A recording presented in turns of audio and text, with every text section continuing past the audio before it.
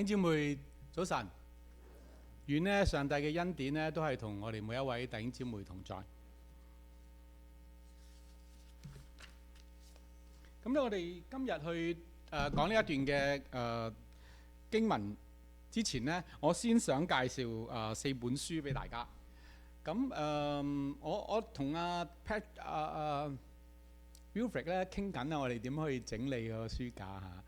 咁有啲藏書我哋應該要喺度嘅。咁其實我自己個腦裏邊咧係有一個 list 咧，係俾弟兄姊妹咧可以喺嗰個信仰嗰度咧係即係去學習嘅。咁我覺得而家我哋即係嘅情況，我哋可以咧多啲喺聖經嘅真理嗰個嘅基礎上邊咧，甚至唔係基礎啦，可能大家已經唔係基礎啦，係咧係嗰個內容上面咧更加穩固嘅去睇，去咧建立返自己。到今天我都係睇聖經嘅時候，都係要好謙卑，因為有好多嘢咧，原來我第二次睇、第三次睇、第 X 次睇嘅時候咧，都有唔同上帝透過聖靈咧俾自己嘅一個感動。咁我希望咧弟兄姊妹咧都可以試。咁琴日咧我哋參加國星佢哋有一個宣教嘅會議啦。咁我就佢哋有位講員啦，佢就係呢一個環球聖經公會嘅總幹事，義務總幹事，應該美國嘅嚇。咁我就識咧香港嗰位總幹事，因為以前我哋係同工嚟嘅。咁佢就我好中意咧，就即係同佢分享嘅，因為大家都係好中意一個即係一個講員啊，或者一個咧作家，就係咧 Eugene Peterson 啊。咁就係即係翻譯 The Message 嗰位啦。咁同埋佢係本身係Region 嘅一個咧靈修學家嚟嘅。咁我係好中意佢。佢話好簡單嘅啫，每日都要做靈修咁樣啊。呢個係一個好好嘅一個提醒。咁咧呢一本書裏邊呢，佢呢個新譯本啦，就係佢上邊呢就好似啟導本。如果大家有睇啟導本就知啊。呢本新譯本呢，佢下邊呢就有啲翻譯嘅，下邊有啲翻譯嘅。咁所以呢，就叫啟導本嗰類嘅翻譯啦。咁但係呢，佢哋用嘅原文嗰個嘅取向呢，係冇加大譯本啦，或者係仲有一啲其他我都唔係好熟悉嘅譯本。咁喺佢哋開始成書嘅過程裏邊呢，佢都諮詢過香港，因為佢喺香港搞嘅。咁諮詢過香港嘅教牧。咁當然啦，我曾經上過佢哋嘅機構裏邊呢，同佢哋一齊即係聽佢哋講嚇，我覺得係好有意思嘅嚇。咁所以我鼓勵大家嚇，我就擺喺我嘅房間啫嚇。咁大家可以office 啫嚇，咁大家可以隨時攞嚟借閲。咁另外呢，就係佢有分即係唔同嘅譯本啦嚇。首先呢個係新約啦，呢個呢就係舊約。舊約呢就冇辦法啦，一定要分3冊。咁所以咧，大家可以咧就去睇。咁我鼓勵咧，即係譬如阿 Patrick 啊，或者係Wilfred 啊，或者係 Laya 嗰啲做查經嘅時候咧，係啦，每一個人都要睇。咁咧就一定要咧，即係好好嘅善用呢啲資源。咁希望我哋喺嗰個信仰上邊咧，係能夠更加嘅即係紮實，好嘛？咁希望鼓勵弟兄姊妹。好，咁咧我哋睇睇咧，我哋今日想要講嘅信息。我哋今日咧係講打開大門，門開咗，其實我哋心都要開嘅。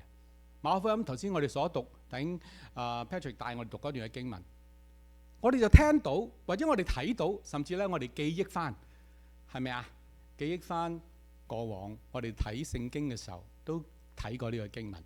甚至可能記憶翻小朋友，可能我哋帶緊以前我哋嘅小朋友嚟到當中，或者咧而家我哋帶緊我哋孫仔嚟到當中嗰個嘅情況。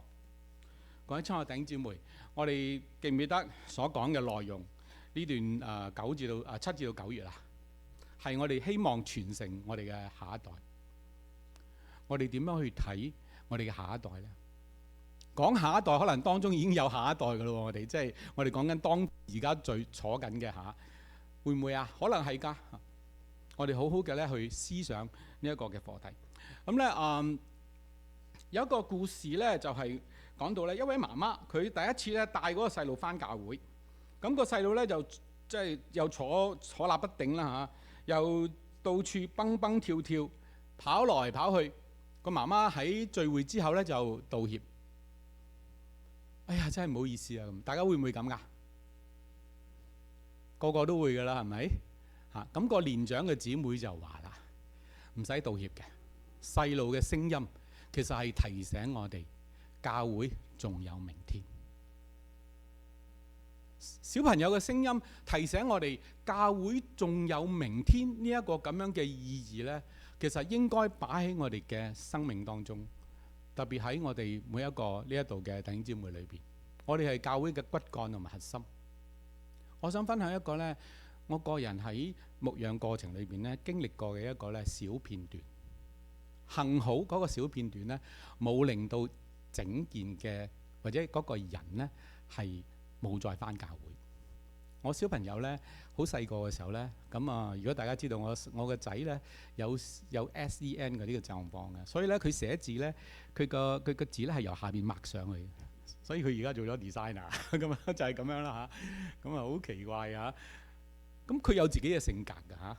咁就佢返到教會嘅時候呢，佢最中意話乜嘢呢？嗰陣時佢跟我返教會嚇。其中一個好抱歉嘅地方呢，就係我落到樓下同啲弟兄姊妹落去下邊食飯嘅時候呢，我係唔記得咗佢喺教會裏邊，佢就坐咗喺度，佢坐喺度玩緊。佢做咩呢？佢就喺度畫十字架。咁畫喺邊啊？冇筆紙冇紙俾佢啊嘛。咁咧佢就畫喺個牆嗰度嚇。咁係咪好開心嘅事啊？係啊，但係有位好年長，而家喺天家㗎啦嚇。佢即係就走過去就指住佢，用即係好你未必聽得明嘅，即係嗰啲叫做上海話咧，咁又係咁話佢咁樣。我細佬，我個仔啊，我叫細佬嘅，細佬嚇到呆咗咁樣。咁跟住就又有啲事啦，就係話喂，嗰個廁所塞咗，就話佢咧將嗰啲紙咧抌咗落去，所以塞咗咁樣。哇！原來牧者嘅仔咧，即係我而家明白咩叫 PK 仔啊 ，Pastor Kid， 好慘喎嚇！即係你俾人萬隻眼，即係睇住佢。幸好個仔佢冇因此咧，因為當然我同我太太即係好努力咁啦，幫佢，就佢都願意返教會。今天咧佢亦都係教會裏邊嘅鼓手，同埋咧係帶領敬拜，亦都咧係對 SEN 嘅學生嘅年青人咧係特別關注。嗰啲人好中意叫佢做浩情哥哥咁樣。哇！我真係好開心，好感謝主。我想講一樣嘢就係咧，呢個姊妹做得好好啊，唔使道歉。細路嘅聲音就提醒我哋明天，我哋嘅教會就係明天，明天還有我哋嘅教會，因為有小朋友喺當中。原來細路嘅聲音係話俾我哋聽，我哋可以有呢一個盼望。呢個盼望呢，就係我哋唔係即係呢個盼望呢，就係我哋知道我哋嘅下一代喺邊一度。我哋唔係呢係鼓勵嗰啲細路呢將主日崇拜變成現場音效表演。本來我想講係變成戰場嘅，不過我諗唔好咁講一下。我現場音效表演，你知佢哋喺度呱呱叫㗎啦。但係親愛嘅弟兄姊妹，但若講我哋再聽唔到呢啲小朋友嘅聲音，我哋都要問：我哋嘅下一代喺邊一度？佢可能喺呢一度，可能喺後邊咧，佢哋會玩到即係七彩。有時我見到啲小朋友喺度咧玩住嗰架車仔咧嚇。嗰架車仔咧，基本上我坐唔到落去嘅嚇。你要我喐咧，我就真係即係我會上天堂嘅啦，即刻嚇，因為好難喐嘅。但係佢哋哇玩到咧，仲可以左搖右擰，跟住咧喺某一個位停喺度，哇剎急剎都得嘅。咁呢個就係佢哋嗰個嘅即係特別之處。我想同弟兄姊妹分享嘅就係，原來我哋嘅下一代，其實我哋點樣去睇佢咧？我哋嘅道門閂咗，我哋嘅道門開咗，其實我哋嘅心都要開。好似我幾廿年前嘅我仔而家廿幾歲啦嚇，廿幾年前嘅經歷，我好深刻嘅印象。我常常都提我自己，當有弟兄姊妹或者有新朋友嚟到當中，佢哋嘅小朋友幾堅都好，幾 happy 都好，你知我講咩啦？係咪？我都要好好嘅同佢一齊。甚至跪低瞓喺度同佢玩。門開咗，人係咪都能夠？我哋都係咪都能夠讓呢啲人呢同我哋建立一個嘅關係呢？下一代都需要咁，甚至新嘅離賓喺當中都有新嘅離賓啊！今日起碼有2位有啲可能嚟過1-2次。我哋有冇走進嗰個關係裏邊，同佢有一個嘅建立呢？弟兄姊妹，我哋睇見需要記唔記得第一次我哋講睇見需要，我哋就打開我嘅眼睛。我哋願意出嚟，我就要踏出我哋嘅腳步。我哋打開大門，我哋就要除去障礙，並且建立一份更加親密嘅關係。我哋點樣去除去障礙呢？就係我哋要俾年輕嘅一代，或者我哋嘅下一輩開一道呢，讓佢哋能夠進入呢個門嘅一個空間，一個呢係機會。教會最近華福會啦咁就出咗啲事件啦。如果你上網睇下，咁我以前喺香港華福會嘅其中一個member 嚟嘅，咁就唔係 member， 我係區委會咁我都明白嗰啲情況。佢哋提出一個好重要嘅點，就係咧點樣建立下一代。我喺差唔多20年前參與佢哋嘅服侍嘅時候咧，咁就我哋傾緊嘅係一個咧 global 嘅new generation， 即係全世界嘅一個咧新生代。20年後我哋都係講緊呢一樣嘢，好重要。親愛嘅弟兄姊妹，我哋點樣能夠咧建立一個新嘅世代，下一輩，讓佢哋能夠翻到去教會。特別佢哋而家面對嘅處境同我哋以前面對嘅處境係完全係唔同嘅。佢哋而家有手機，我以前有咩啊？我嗰年代有籃球就好開心啦，有對白飯魚可以去打籃球。我哋用白飯魚打籃球，你知唔知幾傷腳啊？係咪？各位親愛弟兄姊妹，我哋就夠啦，但係而家唔得嘅。佢個小朋友如果冇嗰部機，你問下啲媽媽就知，冇嗰部機，即係嗰部手機，佢會點啊？佢會同你一樣，周身唔聚財，係咪啊？經文記載，佢話俾我哋聽，特別喺10章第13節嘅裏邊，佢話最先攔阻嘅，原來嗰個過程最先攔阻嘅呢，唔係其他人，係嗰個門徒，係耶穌最親近或者跟住耶穌嘅人，最熟悉聖經嘅人，最熟悉上帝即係應該最熟悉上帝信仰嘅人。有人帶孩子來，門徒卻責備他們。佢責備咗咩人啊？責備兩個情況嘅人，就係咧嗰啲父母或者係嗰啲大小朋友嘅人，同埋咧嗰啲小朋友。門徒或者係想保護耶穌，我覺得呢個都係好機會高嘅。並且咧係想維持秩序，呢個咧機會更高。佢動機睇嚟咧係好合理，但卻令到整件事讓嗰個人唔能夠親近主。大家睇唔睇到啊？我哋好似整咗個制度，但係原來嗰個制度咧係讓人唔能夠親近主，特別喺我哋嘅下一代當中。各位親愛弟兄姊妹，當我哋諗緊新嘅發展嘅時候，將來可能就要我唔知會唔會即係呢度更新過下，或者啲凳冇即係換咗，因為我哋要小朋友，你冇空間俾佢跑，你做唔到佢嘅喎，係咪啊？嘅時候，你哋會點呢？好多時候攔阻人嘅唔一定係惡意，你睇呢件事裏邊，你就睇到，亦都可能咧係我哋太熟悉我哋自己處事嘅方法，以致咧我哋影響咗整件應該要讓佢成為美事嘅一個咧係侍奉。各位親愛弟兄姊妹，我哋作為一個咁成熟嘅基督徒，我哋應該都要去諗下呢個方向。喺呢度呢，我哋要睇下聖經啦。聖經點講？唔係預傳道點講，係聖經點樣講。佢你留意下馬可福音第10章第14節嗰個原文，我唔讀啦我都唔識讀，因為其實佢有個讀音嘅，不過我就即係冇乜必要咁樣攞出嚟。嗱，原文呢，佢其實係講緊咧讓小孩子來。你睇翻咧 NIV 就即係個 little children 啦 come to me 啦，跟住咧就KJV 咧就 serve the little children to come unto me。呢個咧係比較接近原文嘅嚇。我要睇翻啊 KJ 咧，佢係用啲乜嘢嘅即係原文嘅版本。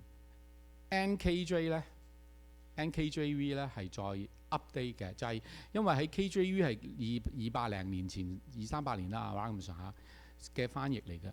咁 New King James Version 咧就係近代嘅翻譯，而佢用緊嘅就係最近代喺嗰個考古上面咧挖掘到出嚟嘅新嘅羊皮紙啦，或者古卷，佢哋做翻譯嘅。所以你要知道咧，即係我哋而家睇呢啲聖經咧，我叫你弟兄姊妹去睇咧，叫弟兄姊妹去睇咧，去攞咧，去借用咧。其實我想講咧，就係嗰啲人咧，佢哋係用盡佢哋能夠有嘅方法，希望還原翻當時咧寫聖經嘅人佢嘅意思。上帝喺嗰個當刻究竟要佢哋做啲乜嘢，係相當嚴謹嘅一件過程。所以弟兄姊妹，你大查經，你查考聖經，你嘅心應該係點樣咧？我去講道，我去預備，我嘅心應該係點樣咧？我諗呢個好重要，我哋要認真咁咧，好好咁去睇嗰個經文裏邊，揾翻我哋過往可能忽略咗嘅嘢，並且咧認真地咧係做一個咧深度嘅思考。我諗呢個就係一個咧好好嘅，即係作為一個我哋基督徒特別資深咁成熟基督徒咧一個好好嘅提醒。喺呢段經文裏邊話俾我哋聽，讓小朋友嚟，其實係一個放行嚟嘅，即係你俾佢喐，俾佢行，俾佢做嗰樣嘢。咁當然有啲嘢都係有規則嘅 ，OK？ 有啲嘢係有規則㗎。咁呢種規則咧可以另外一個處理方法。不過我想講嘅原則就係耶穌係讓嗰啲小朋友嚟嘅，並且佢命令話讓小孩子嚟。佢呢個第一個命令係要即係咁樣講啦。並且佢又提醒或者點出個問題所在，就係馬可福音第10章第14節，就係唔好攔咗呢啲小朋友，唔好攔咗呢啲小朋友 ，forbid them not。Don't the message 就更加好啦 ，MSG。Don't stop them， 直接啲，唔好停止佢哋。佢呢度想講咧，唔係冇秩序，而係我哋將整個過程除去嗰個嘅障礙。呢個先係似乎係呢段經文咧一個相當重要嘅根基。我哋再睇翻轉頭，第一個係乜嘢啊？就係俾嗰啲小朋友去做，放行佢哋，唔係放任佢哋。OK。第二個就係讓咧呢啲小朋友唔好，或者新生代唔好攔咗佢哋，就係去除去佢哋攔咗嘅障礙。第一個行動就提醒同埋鼓勵，障礙可能好少，門亦都可能咧從小事開始。障礙係啲乜嘢咧？有時我哋嘅冷淡嘅表情，有時我哋一個冇耐性嘅説話，你可能同某譬如余傳道同A 君或者B 君咁樣傾嘅時候，我好冷淡嘅，我冇耐性，仲係講嘢講嘅你都唔明嘅咩？咁咧我就塊面係咪啊？即係出晒嚟咁樣啲嘢嘅時候咧，唔單止嗰個同我傾嗰個弟兄姊妹唔舒服，身邊睇到嘅人佢都會知道，係咪啊？呢啲都係影響，都係障礙嚟嘅。同埋我哋講一啲內行人先至識嘅規矩，知道咩嘛？教會都有內行人嘅喎，係咪啊？嗰啲啱嚟嗰啲你唔識嘅，但係你唔好諗住佢唔識就唔識啊！如果有翻咁上下生命嘅經歷嘅，其實好多嘢佢都知，看在眼裏。孩子唔會先讀完教會嘅禮儀手冊先進入嚟㗎，啲新嘅朋友唔會讀完教會嘅禮儀手冊先入嚟㗎。所以我哋嘅開門就係要主動微笑，去介紹自己，並且記住每一個名。我都好懶，或者我唔係好懶，我記憶力，我係記名咧，或者記某啲嘢咧，我係好混亂嘅嚇。同埋有時咧，我因為有啲事情我要做嘅時候咧嚇，我只係會透過推理咧去理解件事，甚至咧去揾翻嗰件事嘅答案。即係好不幸啦，嗰啲做學術嘅就好啲啦，呢度有個學術人喺度啊，教授喺度啊。但係咧，如果做生活嘅咧，就好奇怪㗎啦，個人啊，我咪就係咁樣啦。咁所以記名好難嘅，但係我學習啊，我都要學習係咪啊？我要學習記大家嘅名啦。我記得我嚟嘅時候第一樣咧，我同阿 Bobby 講咩啊？記唔記得 Bobby？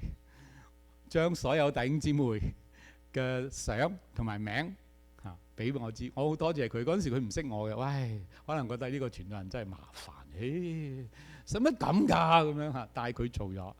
並且咧，我而家今日咧，我可以叫出嚟大家嘅名。我好記得咧，嗰陣時我 Virginia 個名我讀錯咗 Susanna 或者諸如此類，我唔記得咗你啦。我喺度喺台上講嘅嚇，咁咯。咁我有翻去深刻反省嘅嚇，或者有啲弟兄姊妹咧，我搞錯咗佢個名嘅咁樣。但係慢慢去學習。而家啲小朋友咧，大家記唔記得佢哋嘅名啊？Evan、Evan、Olivia。識啦，係咪？仲有一個叫做Nicole， 係咪？我識晒佢哋啦嚇。咁一陣講下我哋同佢哋咧有啲咩嘅交集。障礙頭先我哋講咧，主動微笑介紹自己，並且記住每一個名字，呢個係相當之重要。主動同埋想法子同新一代或者新嘅朋友去建立關係，就係打開大門嘅一個咧係重要嘅一步。我好想咧喺度咧，即係本來咧就我有個短片嘅，咁啊多謝阿 Denise 幫我影咗啦嚇。咁我而家揾人幫我製作緊嘅嚇，咁希望我可以製作完成。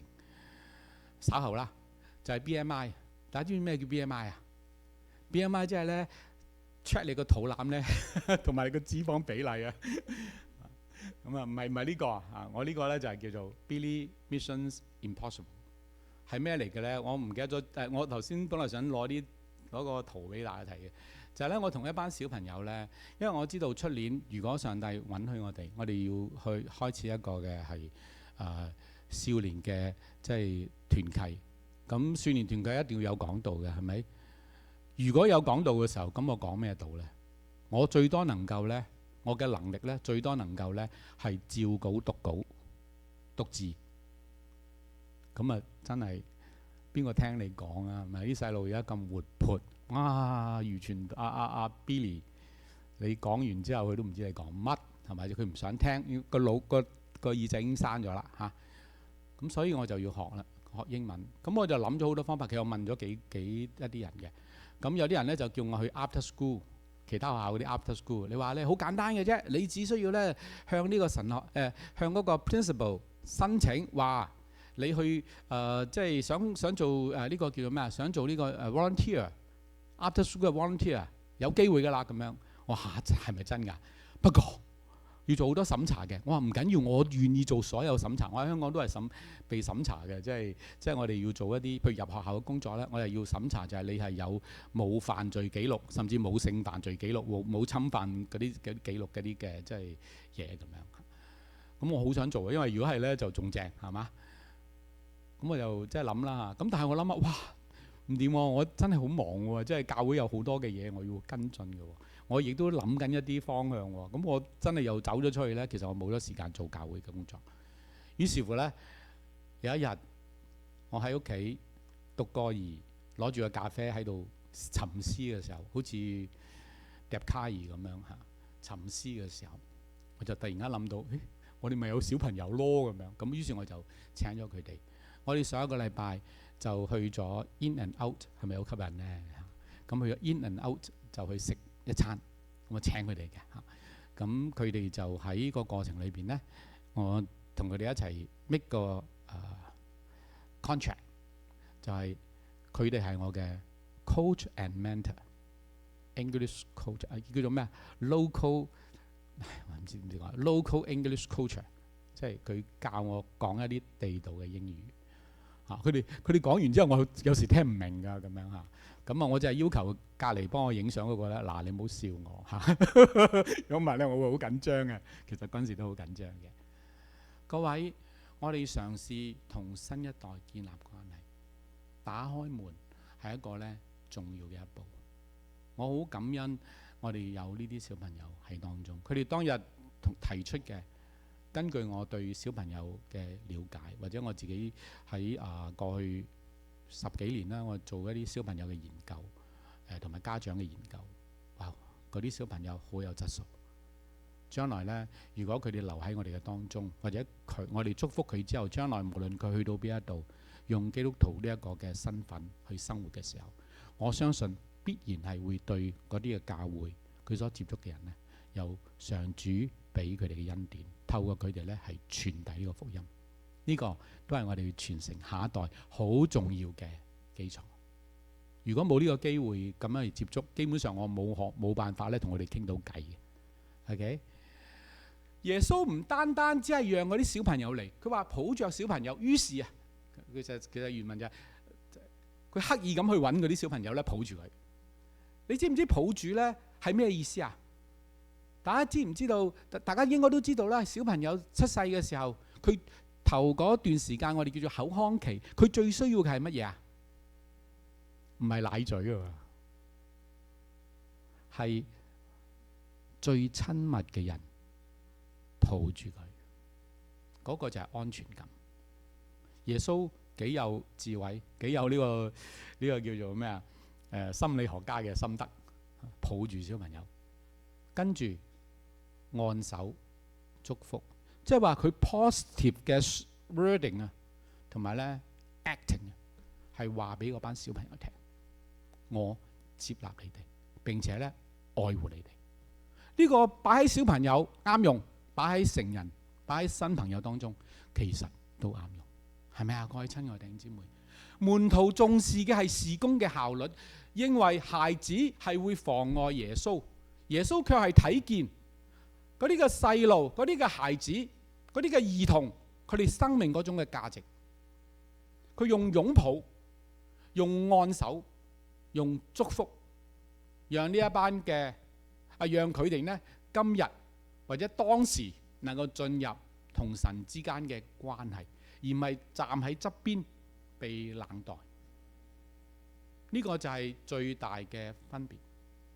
各位親愛弟兄姊妹，聖經講我哋要以耶穌基督嘅心為心，記唔記得嗰段經文喺邊度啊？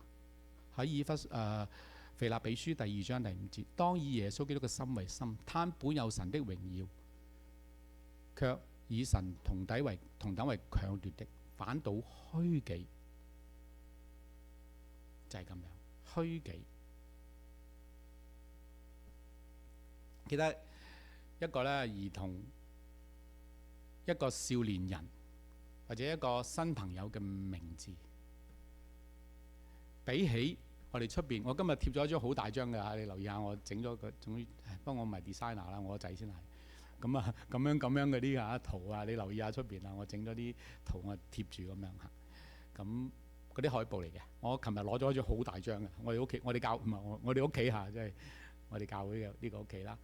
咁就微笑有咁大張咁就貼咗喺出邊。我哋記住呢啲人嘅名字，比起10張嘅海報，更加有力咁去吸引佢入到嚟教會，入到嚟咧基督教嘅群體裏邊咧，去認識呢個信仰。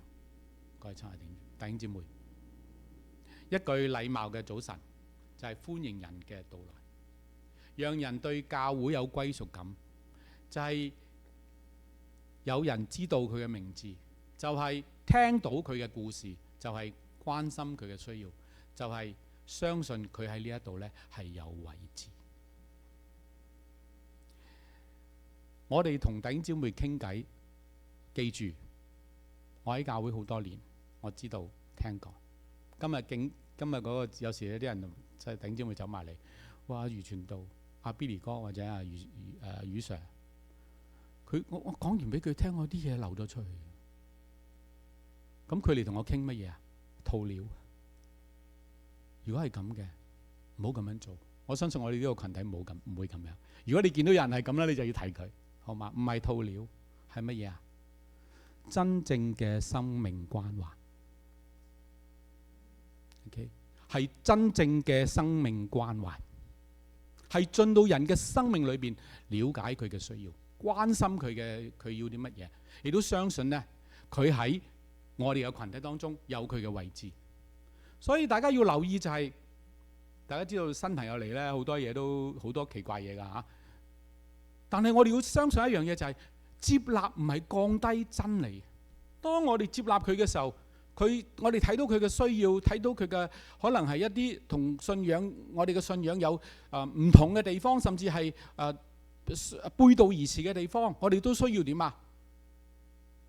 接納佢。不過接納唔係降低真理，而係喺愛同埋真理當中呢，係陪伴佢去成長。喺愛當中陪伴佢去成長。我記得我第一個侍奉工場喺度都分享過，我好記得有個12歲嘅細路，佢爸爸呢有一棟講緊係30幾年前啊，嗰陣時1993年，我第一個侍奉工場，我93年畢業嘅，我就去個侍奉工場，我好記得嘅。佢爸爸好有錢，應該好有錢。咁佢又點呢？佢就即係群埋啲 friend 啦，吸毒。咁結果呢，就入到嚟我哋當中啦。咁啊去幫佢剪，我唔識剪頭髮嘅，其實咁我就要幫佢剪頭髮。咁啊好簡單嘅啫，嗰啲剪頭髮係點啊？搞掂咗，即係好似你睇電視嗰啲咩入去坐監嗰啲人之前咁樣。咁佢哋又唔敢即係唔敢對我冇禮貌嘅嚇，因為我有啲有啲好惡嘅同工啦。我啲過來人同工咧好惡嘅，佢哋成日都咁樣即係 so call 嘅嚇。咁所以嗰班人咧好驚佢哋啊。咁我就做主任咁樣，我就即係幫佢哋咁樣。咁我記得好深刻嘅印象就係有一個咧，我幫咗個12歲嘅小朋友。喺大概而家計10幾年後，即係話佢喺10幾年之後，我喺買電腦嘅時候咧遇到佢。佢喺邊度咧？佢就喺高登嗰度咧，即係香港嘅高登嗰度咧，係賣電腦嚇。咁當時咧仲有一個人嘅，係同佢好 friend 嘅。咁原來咧佢娶咗嗰個即係另一個佢嘅即係同窗啦嘅咩啊嘅妹。跟住佢買咗個電腦俾我，我覺得上主真係好重要。我當時冇降低真理嘅，只不過喺愛裏邊陪伴呢一班人成長。我哋都做唔到啲乜嘢。最近我學習啦，就係即係我心急嘅人，我好想呢啲事呢盡快處理，亦都好想呢。同埋我係做人嘅工作，亦都有好多嘅訓練同埋咧經歷。可能有啲嘢我睇多人睇到2、3步嗰個情況，可能都好準確，但咁又點呢？要人成長嘅就係我哋去陪伴佢。仲有就係如果我夾硬要人成長，你知唔知我做緊乜嘢啊？知唔知啊？我做緊上帝啊！要人成長嘅係邊個啊？係我哋嘅上帝。如果咁嘅，我哋就學習點樣柔和，我哋就學習點樣謙卑。接納唔係降低真理，而係喺愛同埋真理當中呢，係陪伴一個人去成長。我哋點樣有個具體回應呢？歡迎呢，我哋將歡迎呢變成呢可以感受到嘅行動，係咪啊？將歡迎真係變成一個可以感受到嘅行動喎。譬如呢，停低落嚟留意每一個細路或者一個家庭或者一個新嚟嘅朋友佢哋嘅需要，聽進去問最近好唔好啊？並且呢俾對方時間回答，祝福佢哋，講一句鼓勵嘅話，並為佢祈禱。我記得上2個禮拜前啦，我哋就有一個呢係講座係咪？嗰日呢好感恩，我哋有40幾人嚟到當中去聽嗰個嘅講座。咁我睇講座之前呢，我就整咗即係而家 AI 好嘢啊！咁整咗個呢分享其實嗰啲內容呢係我嘅，唔係 AI 㗎，我嘅。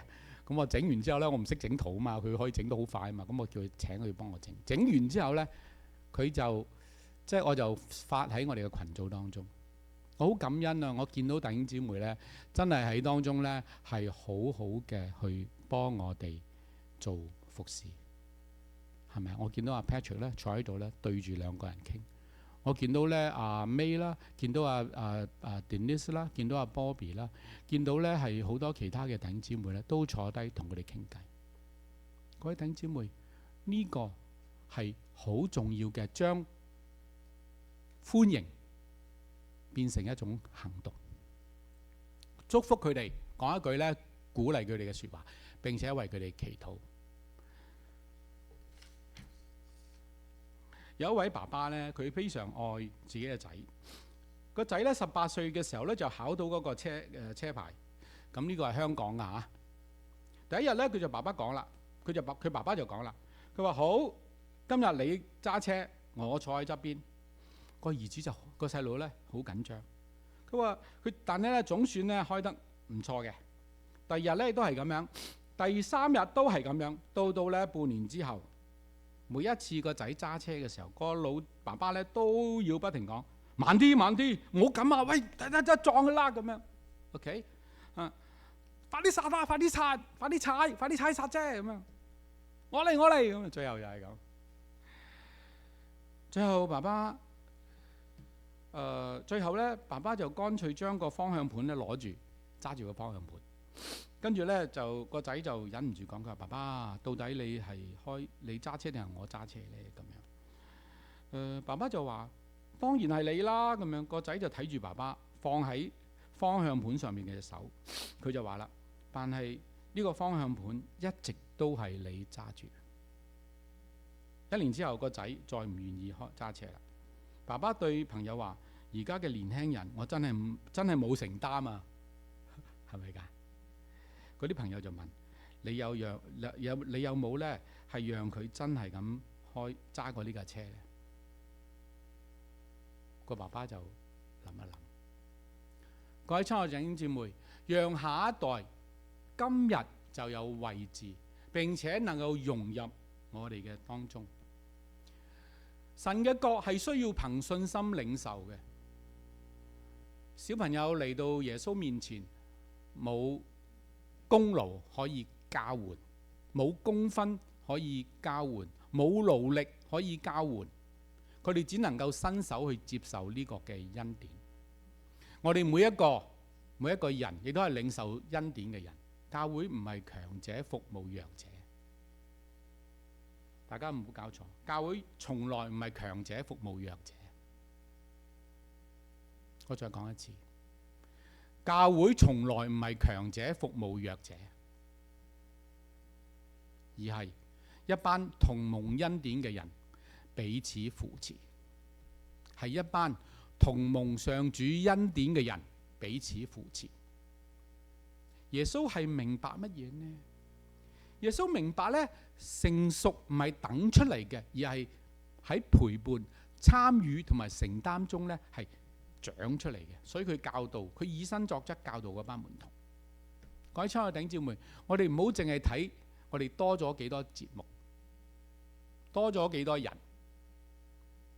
我哋要建立一個跨代嘅文化，即係下一代同我哋一齊嘅文化。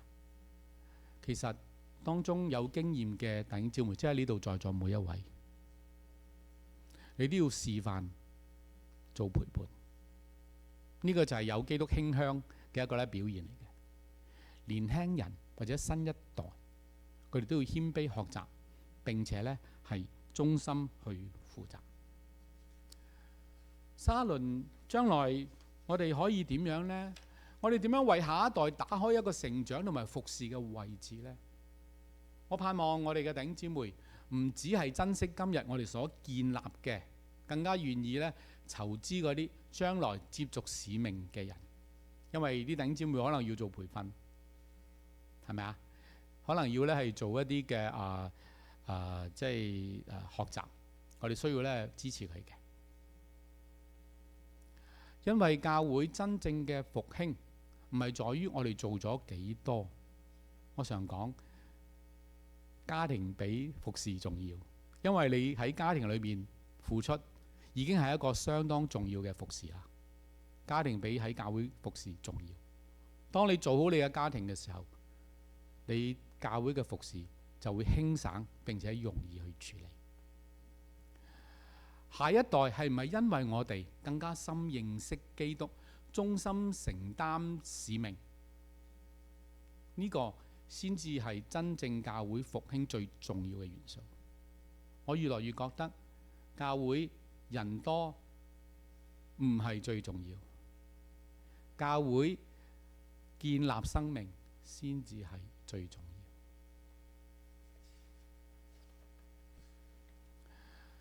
讓呢個星期呢，我哋去打開一道門，唔好等咧，我哋嚟緊嚇，即係我哋有新計劃嘅時候，你先開始啦。今日就可以開始，可以做乜嘢咧？就係記住一個名啦。可以做乜嘢咧？就係同一個人即係真誠嘅交談啦，但係不帶有任何目的，只係純粹了解、分享。OK， 仲有就係送上一句具體嘅祝福，可唔可以啊，弟兄姊妹？你同我都做得嘅呢啲嘢，唔好淨係得幾個人做，得阿余傳道做啊，或者某弟兄某姊妹做，唔係咁樣，你每一個人都可以做。我哋求神使沙崙咧真正打開大門，好嘛？我哋一齊同心禱告。主耶穌，求你除去我哋心中嗰種嘅障礙，讓我哋嘅兒童、青少年同埋新嘅家庭喺我哋嘅當中咧，能夠被認識、被聆聽、被接納，亦都有咧成長同埋服侍嘅位置，使到唔同世代彼此成全，一同去見證你不變嘅福音。阿門。